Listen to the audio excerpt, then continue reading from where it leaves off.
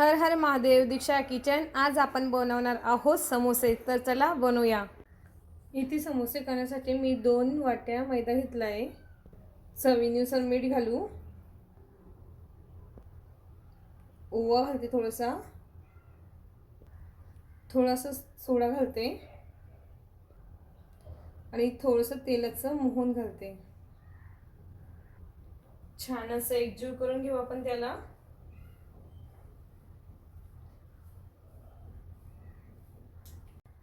छान असं आपण एकजीव करून घेतलं. असं झालं ना आपलं, म्हणजे आपला गोळा तयार होतोय ना. थोडंसं पाणी टाकते मी आणि एकदम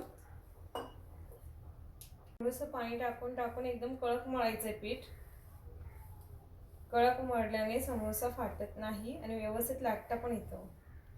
पाण्याचं प्रमाण खूप कमी वापरायचं. छान असं मळून घेतलं आपण. आता याला 10 ते 15 मिनिटांसाठी राहू देऊ. तोपर्यंत समोसाची भाजीचा मसाला आपण तयार करून घेऊया. मी इथे पॅन ठेवलाय. मी थोडी शोप घेतली आहे, थोडे धने घेतले, जिरे घेतले. आपण त्याला थोडं हलकं भाजून घेऊया. एकदम 2 मिनिटांसाठी, जास्त नाही. हे बघा असं छान भाजून झाली ना, जाडसर मिक्सरच्या भांड्यातून काढून घेऊया त्याला.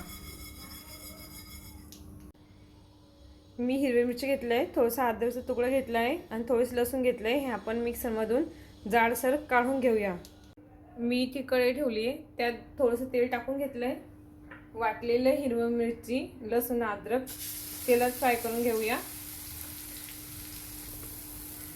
हे छान झाले की आपण वाटलेलं जिरं, शोप आणि धणे हे पण छान फ्राय करून घेऊ बारीक आचेवर.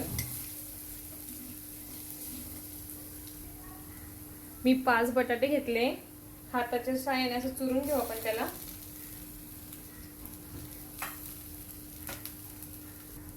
बटाटे छान चुरून घेतले. अर्धी वाटी मी वाटाणे घेतले आणि परतून घेऊया. छान असं बारीक आचेवर परतून घेऊ.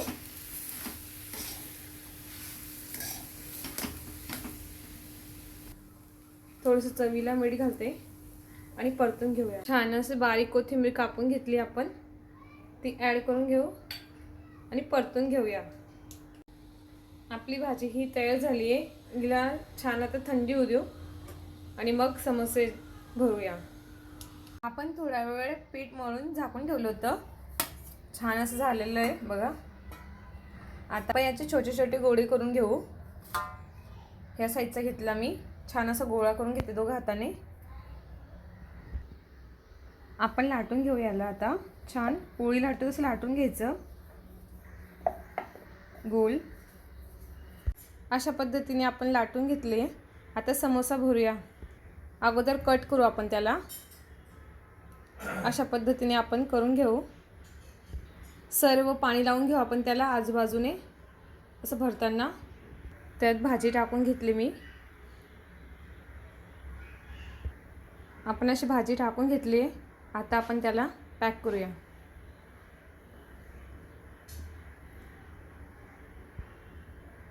असं छान दाबून घ्यायचं सर्व साईडने, म्हणजे तेल तळताना त्यात जाणार नाही. आता मी तेल ठेवलं होतं तळायला. तेल छान आपलं गरम झालंय. आपलं तेल छान गरम झालंय. आता आपण समोसा त्यात डीप करून घेऊ. छान तळून घेऊया. बारीक आचेवर तळू, म्हणजे सर्व साईडने होईल तो आणि छान कुरकुरीत लागेल. पण समोसा सगळ्यांना आवडतं. समोसा म्हटलं की तोंडाला पाणी येतं.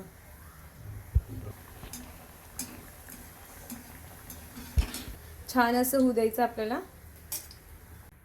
छान आपले झाले. आपण आता त्याला काढून घेऊया. आपले समोसे छान तयार झाले. करून बघा, खाऊन बघा आणि कमेंट करा.